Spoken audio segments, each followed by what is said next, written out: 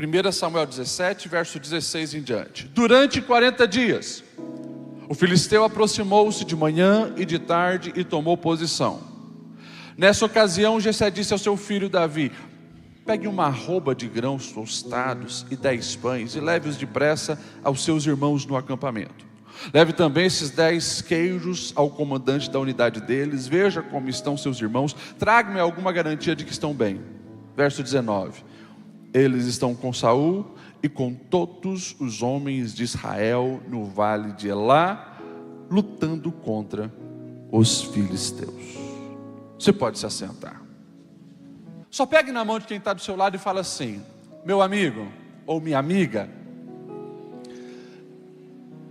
não me atrapalhe agora.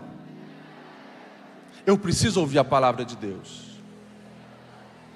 Há algo que Deus quer falar ao meu coração, que vai transformar a minha vida. Amém? Pode soltar a mão dele. Ano passado, 2024, a Oxford Universidade de Oxford, os pensadores lá estabeleceram uma palavra como a palavra do ano. Não sei se você chegou a ver isso, mas sabe qual é a palavra? A palavra é brain rot. Brain rot, sabe o que fala brain rot? Alguém sabe? Cérebro apodrecido. Brain rot, cérebro apodrecido. Porque os camaradas que estudam psicologia e tantas outras coisas escolheram essa palavra, porque eles têm percebido o efeito da tecnologia nas últimas gerações, e eles têm falado o seguinte: o nosso cérebro, ele está apodrecendo, não no sentido literal, mas a nossa capacidade intelectual, cognitiva e de percepções está sendo comprometida. E lamentavelmente, alguns afirmam que os adolescentes de hoje, eles já não conseguem mais ficar, por exemplo, num culto como esse, prestando atenção numa pregação de 40 minutos, 30 minutos. Por quê? A geração que está sendo treinada pelo TikTok e Reels do Instagram é 3 segundos, 5 segundos, 7 segundos. E quando tem que prestar atenção, eles se desviam a atenção. Porém, eu creio que o povo de Deus não está seguindo por esse caminho. Nós somos dirigidos pelo Espírito Santo, e no momento como esse nós sabemos que algo espiritual está acontecendo nesse lugar. Você crê nisso? Você crê que a Bíblia é a palavra de Deus, sim ou não? Sendo a Bíblia a palavra de Deus, ela sim vai nos transformar, nos impactar. Então, presta atenção no que eu vou te falar. Há uma batalha espiritual nesse lugar, tentando nesse momento tirar a sua concentração. Porque se você perde a concentração da palavra, você perde algo que Deus quer falar com você para mudar a sua vida. Então deixa eu perguntar mais uma vez, vocês estão comigo, amém? Glória a Deus. Vamos lá. Eu quero começar com perguntas para você refletir, porque adolescente crente é adolescente inteligente. Você já se sentiu pequeno demais diante de um grande desafio? Sim ou não? Sim ou não? E deixa eu perguntar para você, qual foi o teu posicionamento diante desse grande desafio? Porque se ninguém te falou, eu vou te falar. Já agora, na adolescência, vocês estão enfrentando grandes desafios. Porém, se você cede para esse gigante agora, se você, diante desse desafio, você se acovarda, muitos anos da sua vida podem estar comprometidos. Deixa eu abrir um pouquinho de experiências pastorais de gabinete pastoral. Nunca se viu tanto em gabinete pastoral pessoas querendo divórcio, ou pessoas presas em imoralidades sexuais. Vou dar exemplos para vocês. Eu tenho atendido muitas pessoas presas no pecado da pornografia, de 7 a 70 anos. Mas sabe o que é curioso? Quando eu paro para observar a galera de 25 anos para frente, que são viciados em pornografia, sabe quando foi que começou? Na adolescência ele não venceu esse gigante, isso comprometeu os anos da vida dele e o casamento dele. Pessoas que vivem endividadas, não aprenderam a lidar com o dinheiro, ganham muito, mas é como se colocar num saco furado, e às vezes a gente começa a perceber lá atrás, na adolescência, não venceram esse gigante. Isso pode ser diante do gigante da mentira, da cobiça, da lascívia, da maledicência, de tantas outras coisas. Agora, vocês estão enfrentando o gigante que vocês precisam sim derrotar, porque isso vai abençoar o futuro de vocês. Vocês me entendem? Amém? Então vamos lá. Deixa eu te colocar nessa história, porque você já conhece, eu escolhi essa história, o Espírito Santo me inspirou, é uma história muito famosa. Davi vai enfrentar Golias, mas nós precisamos ver o que está acontecendo. Guerra entre filisteus e Israel, para não haver aquela chacina, muito sangue, escolha o melhor de lá, o melhor de cá, eles vão se enfrentar, e quem perder, todo mundo se submete, se torna escravo do vencedor. Combinado? Combinado. Nós lemos aqui que 40 dias, Golias se posicionou desafiando o povo de Israel. Desafiando quem? O povo de Israel. Pessoas que eram para conhecer Deus. Porém, eles permitiram que a aparência daquele gigante os assustasse. Escuta o que eu vou te dizer. Diante de um gigante, cada dia que você recua, o gigante se sente mais forte e você se sente menor. O gigante chamando, foram 80 vezes, porque era de manhã e tarde, pelo menos, que isso acontecia. Até que Jessé pede para Davi ir lá, levar um mantimento para os seus irmãos, levar um presente para o rei. E Davi, então, ele vai ouvir o desafio do gigante. Não tem um homem aí em Israel para lutar comigo? Eu queria que você observasse alguns textos comigo. Olha só o verso 26 e 27. Davi perguntou aos soldados que estavam ao seu lado: o que receberá o homem que matar esse filisteu e salvar a honra de Israel? Quem é esse filisteu incircunciso para desafiar os exércitos de Deus vivo? E o verso 27 diz assim: repetiram a Davi o que havia comentado e lhe disseram: é isso que receberá o homem que matá-lo. Presta atenção. Para você subir de nível e conseguir derrotar gigantes, você precisa, repita comigo assim, enxergar os desafios pela ótica correta.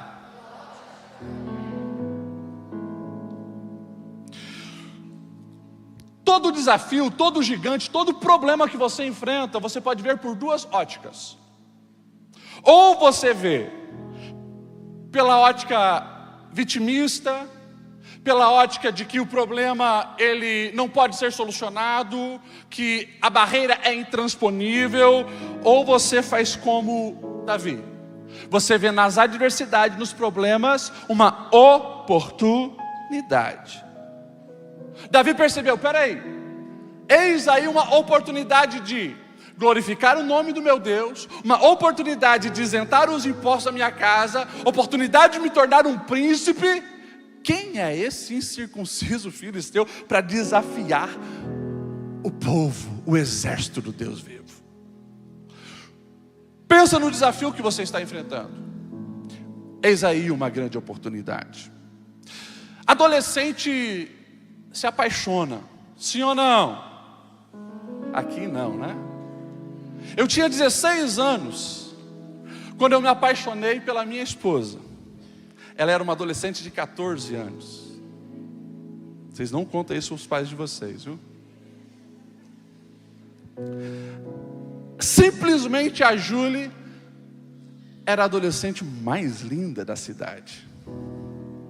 Eu, um magrelo, imagine um cara, não vou falar meu peso, mas 40 quilos a menos, com a cara cheia de espinha, os cabelos que tinham aquela fase meio de rebelde, né? Aquele cabelo meio duro, difícil, hein?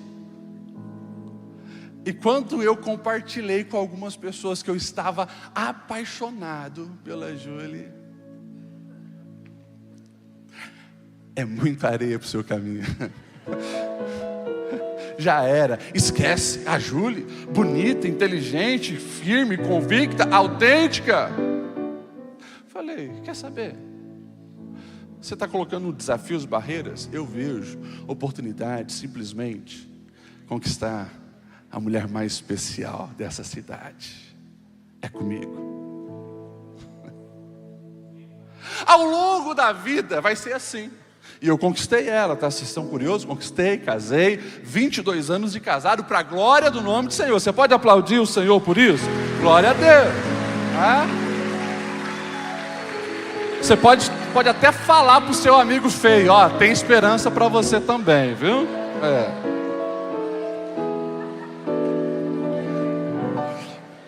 Davi, ele vê uma oportunidade de glorificar o nome do Senhor, porque Davi, ele tem uma mente renovada. Davi, escute isso.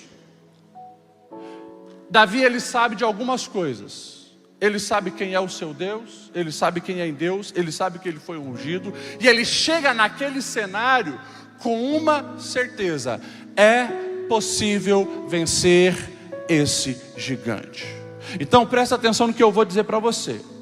Você para com esse negócio de ver os desafios que você tem na adolescência, porque tem. E aqui deixa eu abrir um parênteses para nós adultos. Às vezes nós adultos somos ignorantes com os adolescentes, porque a gente vem pela ótica assim: nem tem boleto para pagar, moleque, o que você está estressado? Mostra a tua mão aí, quanto lote você tem que capinar. E a gente, nós adultos, na nossa ignorância, a gente esquece do tanto de pressão emocional que os adolescentes têm, pressão nos estudos que os adolescentes têm, a cobrança hoje das aparências que os adolescentes têm. E claro, eles estão em processo de formação, eles estão se entendendo, estão lendo o mundo, conhecendo o mundo. Então nós, adultos, nós precisamos ter mais paciência, porque os adolescentes têm sim as suas crises. Adolescentes sofrem emocionalmente, adolescentes têm gigantes. Mas eu venho como profeta de Deus essa noite dizer para você, adolescente: você já recebeu de Deus capacidade de vencer esse gigante. Amém? Então começa a olhar isso não como um problema que não pode ser solucionado. Começa a olhar isso como uma oportunidade de glorificar o nome de Deus e viver as promessas de Deus na sua vida. Amém? Glória a Deus. Presta atenção nessa pergunta-chave que Davi vai fazer: quem é esse incircunciso filisteu? Circuncisão era um corte no órgão genital masculino, uma aliança estabelecida por Deus lá atrás com Abraão, dizendo: o teu órgão reprodutor vai ficar com essa marca, porque o que eu tenho para você não é só para você, Abraão, é para você passar para todas as descendências suas. Começa em você e passa para o seu filho, Isaac, Jacó, José e assim por diante. Esse é o simbolismo.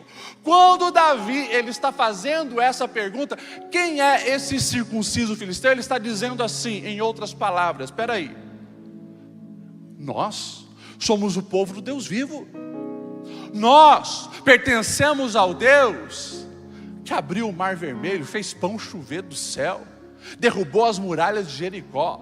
É o Deus que deu filho para o velho Abraão e para a velha Sara.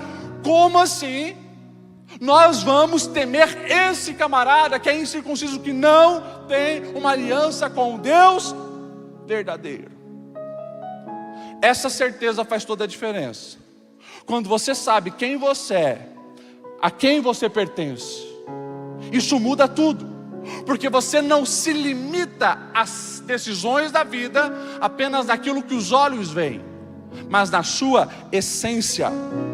Por isso, escreva o que eu estou te dizendo hoje, por favor. Você não vai vencer gigantes se você não saber quem você é em Deus, porque quem não sabe quem é, cede às pressões dos outros. Quem não sabe quem é a pessoa que, quando a galera está fumando baseadinho, vai dizer: e aí, vai ser careta?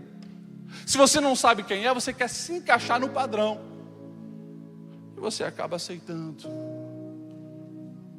Quem não sabe quem é a pessoa que no grupo de WhatsApp da escola, quando mandam imoralidades e pornografia, você sabe que aquilo não pertence a você, e você se posiciona como um servo de Deus, e somente assim você vai vencendo os gigantes. Davi, ele tem uma certeza: quem é esse incircunciso para desafiar os exércitos do Deus vivo? O teu Deus está vivo, adolescente? Sim ou não? Sim ou não? Por que então muitas vezes você parece que está servindo a um Deus que está morto? Você chega naquela escola com medo, você tem medo do que vão falar de você na internet. Parece que, deixa eu falar uma grande verdade aqui. Às vezes eu converso com alguns adolescentes que se dizem cristãos, mas parece que o Deus vivo é o dos outros. É aquele que tem outras divindades, outras religiões ou outras ideologias, porque parece que alguns crentes, eles chegam assim na escola, medroso, envergonhado, tímido, como eu falei, cedendo pressões. Não existe um poder maior do que aquele que está na mão do nosso Deus. Ele nos ama, Ele está conosco. Se você se rendeu a Ele, Ele está contigo todos os dias naquela escola. Você não tem o que temer, você não precisa ceder pressão, você precisa ter convicção quem você é em Deus. Agora, é claro, posso falar uma verdade, sim ou não? Essa convicção não vem só de uma frequência num culto. Se você bate cartão aqui achando, não, que eu vou na igreja, eu falo por mim. Sabe onde eu fui batizado? Batizei aqui. Eu batizei aqui. Eu não sei se ainda tem tanque aqui de batismo, tem? Eu tinha 14 anos. Eu queria mais de Deus, mas filho de pastor, neto de pastor.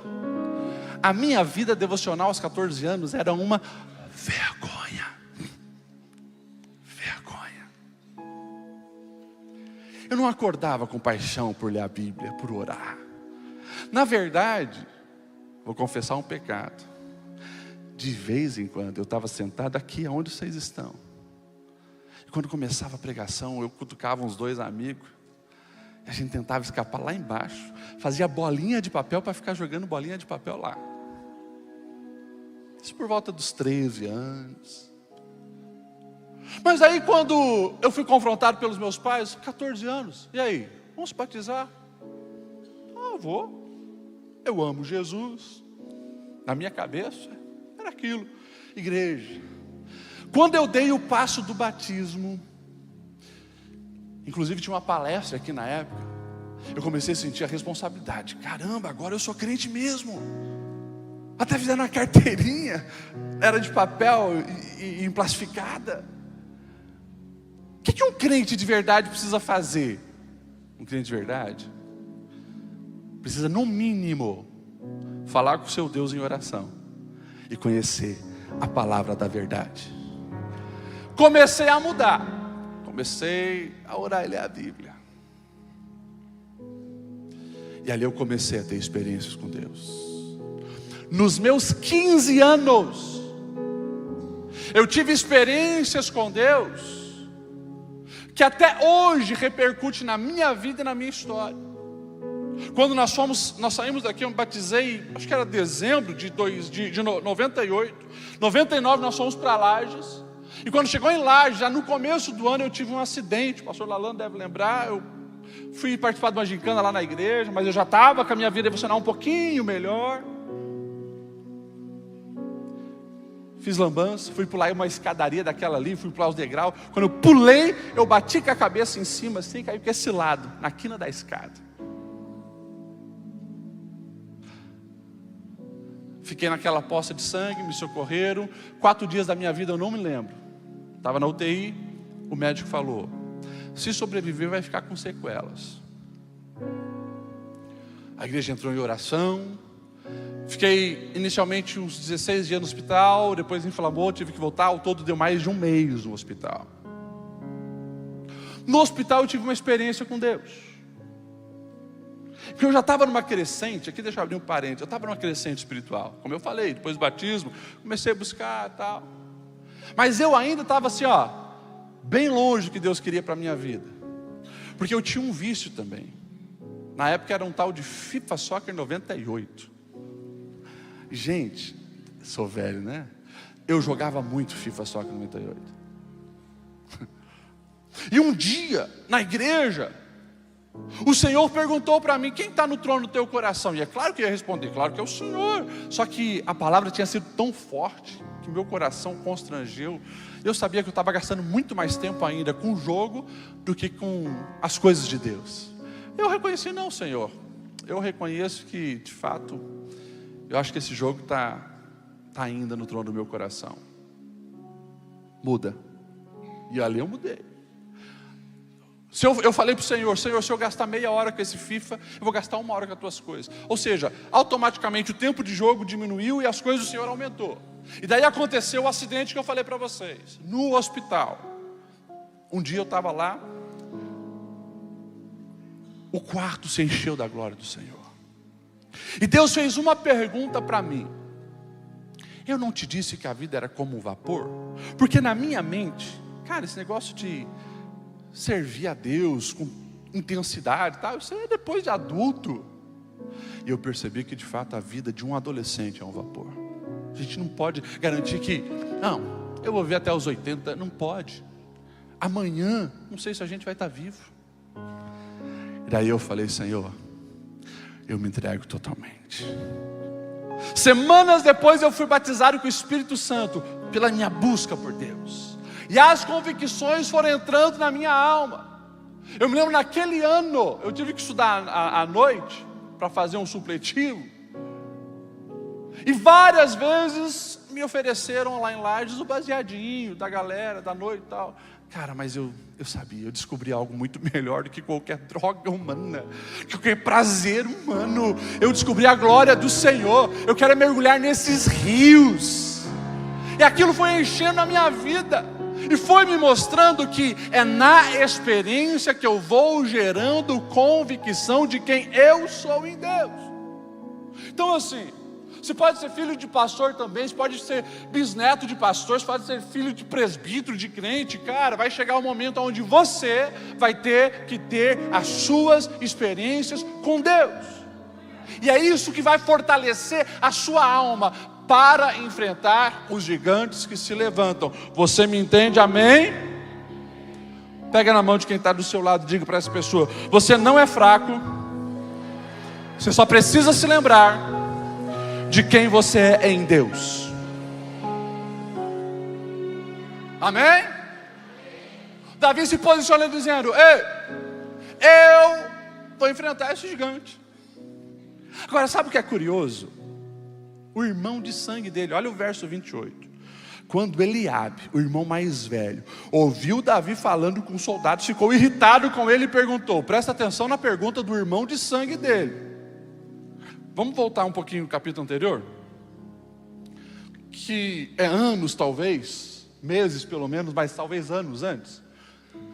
Samuel chega em Belém, o grande profeta, querendo ir na casa de Jessé.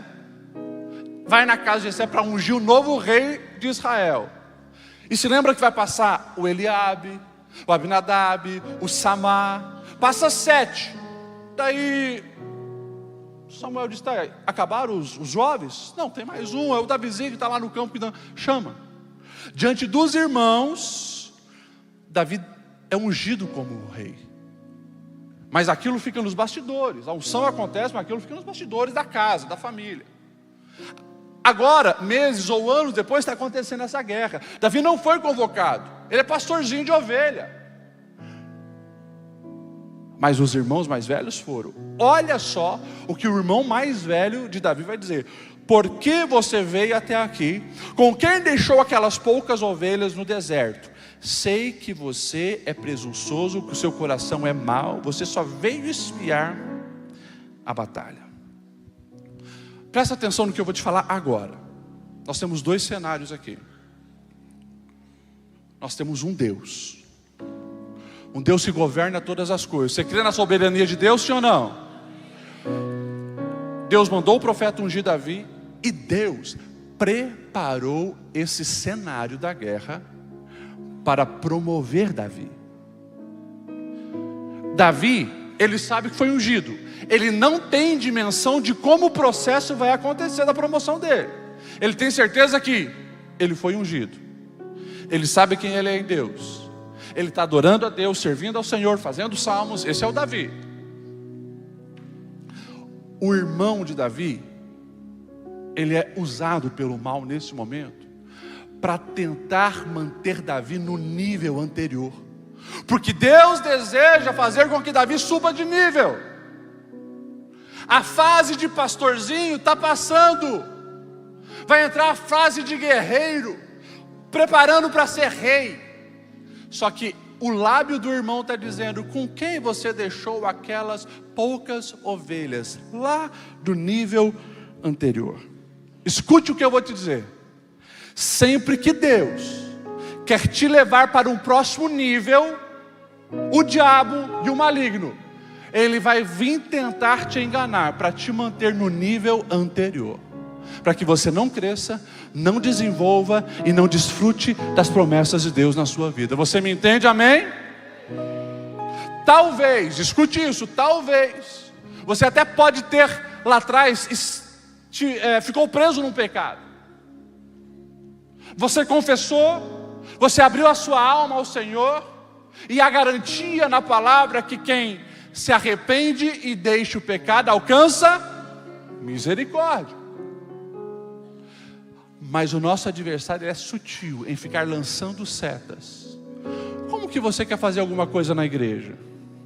Como que você quer glorificar o nome do Senhor? Se lembra daquele pecado? Ei, Deus já te perdoou.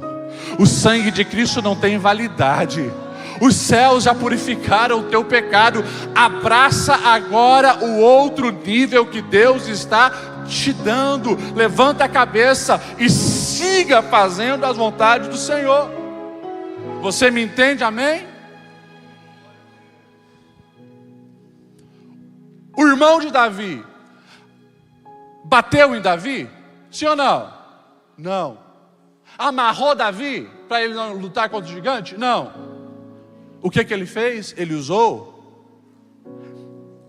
palavras. Palavras. É isso aqui. Palavras é uma das coisas que mais comprometem as promessas de Deus na vida dos cristãos. Porque uma palavra que não está de acordo com os céus, ela pode destruir as suas emoções, os seus sonhos, os projetos de Deus na sua vida. Tem uma palavra que a gente guarda no coração, que é o que o próprio Davi vai dizer: guardei a tua palavra, Senhor, no meu coração, para não pecar contra ti. Escuta o que eu vou te dizer, com experiência de mais de 20 anos de gabinete pastoral. Essa distância aqui, ó, de uns 30, 35 centímetros, entre os ouvidos e o coração, essa distância, ela determina o teu sucesso ou o teu fracasso. Se você fica ouvindo pessoas que não estão ligadas com os céus, você vai, infelizmente, perder coisas excelentes para a sua vida. Entrou aqui, desceu para o coração, já era. É por isso que lá em Provérbios 4:23 vai dizer: sobre tudo que deve guardar, guarda o coração, porque dele vai ser as saídas da vida. Lamentavelmente vivemos um tempo onde inclusive pais e mães não estão conectados com os céus e lançam palavras de maldição sobre os filhos. Seu fracassado, seu perdedor, sua perdedora. Atendi ano passado uma menina que a mãe dela usava a expressão, desculpa aqui um jargão, ó, e a palavra pesada, sua vadia. E aquilo foi entrando na alma dessa moça, como entra no coração de tantos adolescentes. Até que chega diante da palavra da verdade. E a palavra da verdade vai dizer: é filho, é filha, é amado, projetado para algo nobre, escolhido desde o ventre para uma grande missão. Então a pergunta é: a quem você está dando ouvido? Faz essa pergunta para quem está do seu lado. Você está ouvindo quem? Pergunta de novo: por que você ainda está ouvindo pessoas que não estão alinhadas com Deus?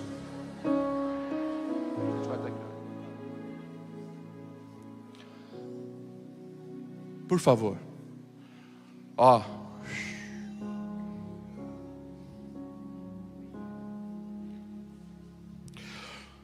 Verso 29, disse Davi: o que eu te fiz agora? Será que eu não posso nem conversar? Essa é a resposta dele por irmão. E o verso 30 é maravilhoso. É isso aqui. Então se virou para o outro e perguntou a mesma coisa. Está aqui, Davi perguntando: o que vai ganhar quem matar esse gigante? Chega o irmão e começa a vomitar coisas ruins. Cara, o que eu fiz para você? Mas ele não permite que o irmão continue derramando veneno sobre ele. O texto diz assim: e virou. Espera aí, eu não vou ficar te ouvindo.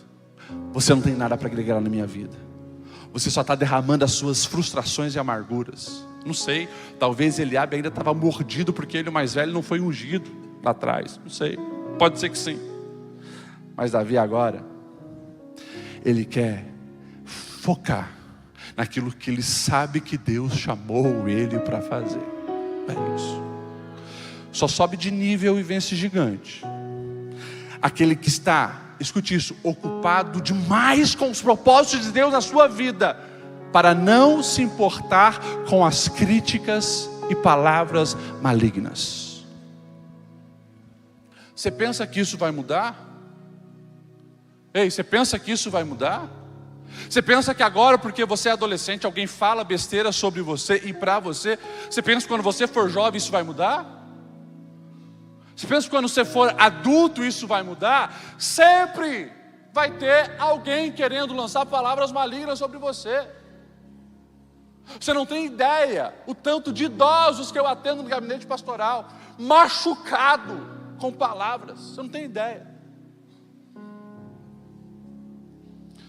Isso é algo tão diabólico. Presta atenção agora aqui na cena. Davi manda um recado para o rei: eu vou enfrentar esse gigante. O rei vai lá, e daí você conhece o episódio. O rei olha para aquele menino. O texto diz assim: ele era de gentil aspecto. Sabe o que o rei está fazendo? O rei está fazendo uma comparação. Caramba, esse menino não tem aspecto de guerreiro. Pensei que havia um brutamonte.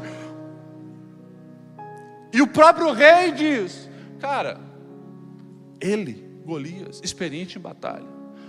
Você? Ah, como eu gosto de Davi. Davi sabe quem ele é, tem experiência com Deus. A resposta dele é: ô rei, falou? Só deixa eu te contar aqui tua cena. Estou eu lá pastoreando, cuidando do rebanho do meu pai. Surgiu um urso. Deus me deu capacidade de enfrentar e matar. A mesma coisa quando veio o leão. Deus me deu capacidade de enfrentar e matar.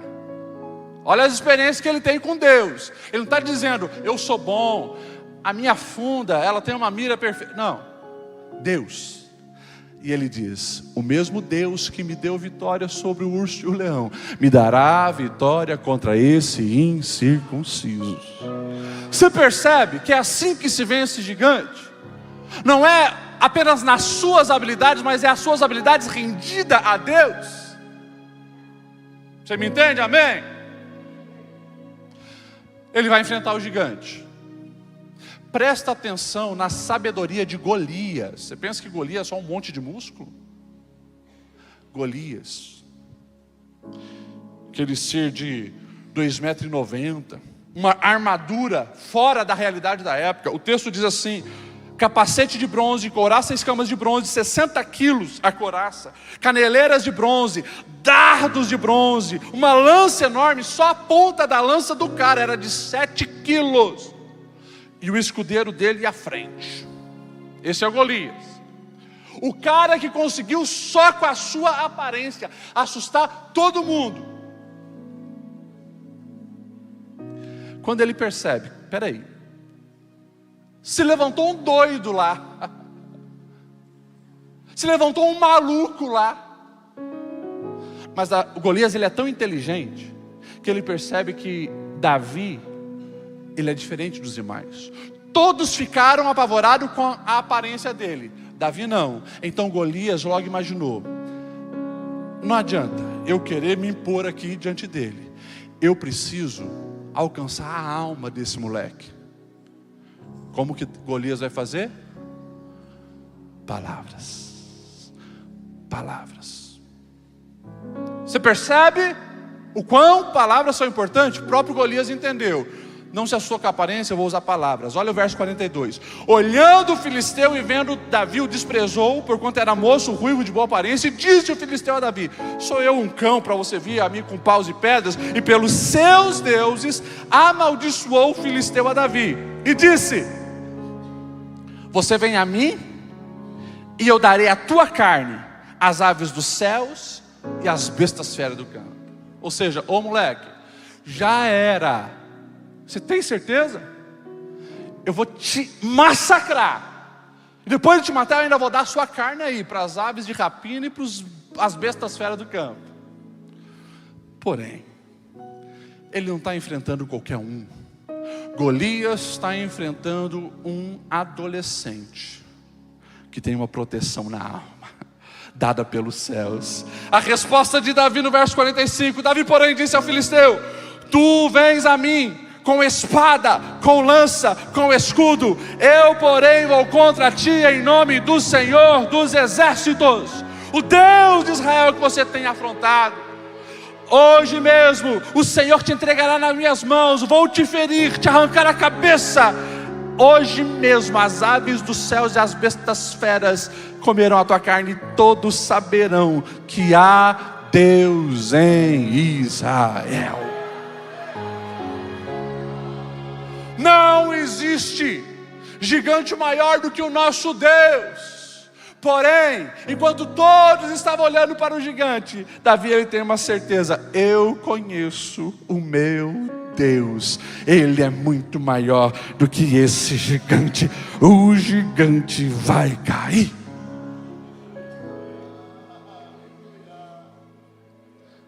Você está entendendo a palavra de Deus? Você se lembra que eu falei que aconteceu algo ruim comigo aqui em Chapecó? Sim ou não? Vocês querem ouvir a história? Nunca fui muito ligado na adolescência com os estudos, mas tinha uma matéria que eu odiava: matemática. Meu Deus do céu.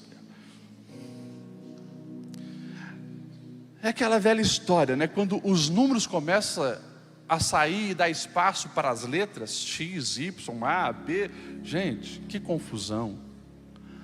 O negócio, trigonometria, eu acho que era. Confesso, não entrava. Eu não vou falar o nome da escola que eu estudava, vocês talvez vão saber. Eu reprovei na 6ª série. Tem alguém que está mais em matemática também. Reprovei na 6ª série em matemática. Tive que fazer de novo. Fiz, passei na 7ª série. A mesma professora dos outros anos. Reprovei de novo. Reprovei 2 anos de matemática nessa cidade. Mas sabe qual foi o pior? Eu já estava vivendo as minhas crises, né? Meu Deus, isso é um burro, né? Jumento. 2 anos de matemática. O pior é quando isso vem de uma figura de autoridade. Alguns alunos tinham reprovado, e aquela professora: palavras, vocês não vão dar nada mesmo, vocês não fazem nada certo, esquece. Eu confesso que eu era adolescente, 13 anos. Cara, aquilo me incomodou. Pô, sou burro mesmo.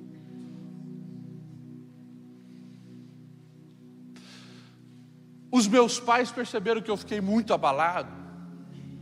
E graças a Deus, pelas palavras de vida: filho, você nasceu para vencer, você vai dar certo, você vai superar esse gigante.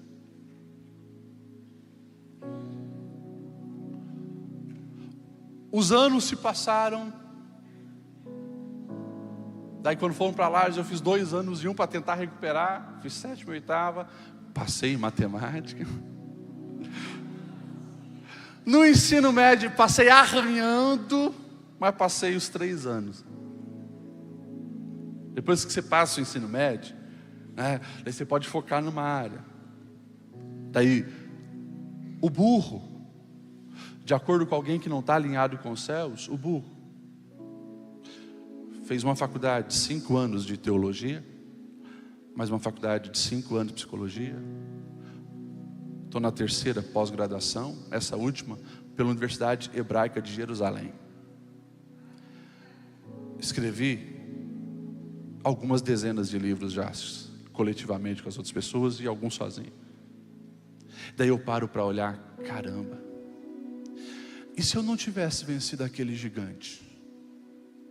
E se aquela palavra maligna determinasse as minhas decisões?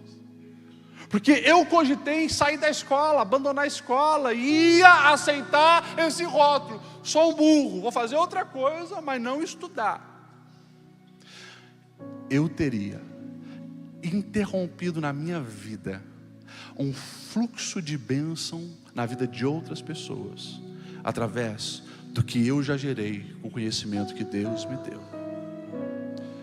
Por quê? Eu escolhi ouvir a voz do meu Deus, que me capacita a vencer gigante. Vamos se colocar em pé. O tempo passou, eu vou finalizando. Você sabe o final dessa história que lemos? Davi mata Golias, arranca a cabeça, anima o seu povo, e eles desbaratam os filisteus. Mas eu volto a fazer aquela pergunta lá inicial: e aí, e o teu desafio, e o teu gigante? Por que você tem vivido com medo, adolescente? Por que você tem vivido debaixo de ansiedade, como se nunca fosse dar certo na vida? Por que você está deprimido e deprimida?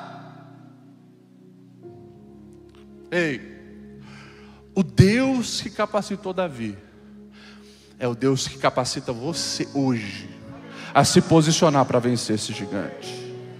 Eu não vou chamar ninguém na frente, mas eu queria que você colocasse a mão em quem está do seu lado aí. Você vai orar por essa pessoa e você vai abençoar ela. Você vai declarar palavras de vida sobre essa pessoa. Vamos lá, vamos orando. Senhor Deus, obrigado pela tua palavra, Senhor. Nós recebemos no nosso coração aquilo que foi ministrado nessa noite. E de fato tu conheces, Senhor, a realidade dos adolescentes. Tem adolescente aqui que estava desesperado, não sabendo como vencer esse gigante da pornografia, esse gigante da imoralidade, esse gigante do medo, esse gigante da depressão, esse gigante da ansiedade.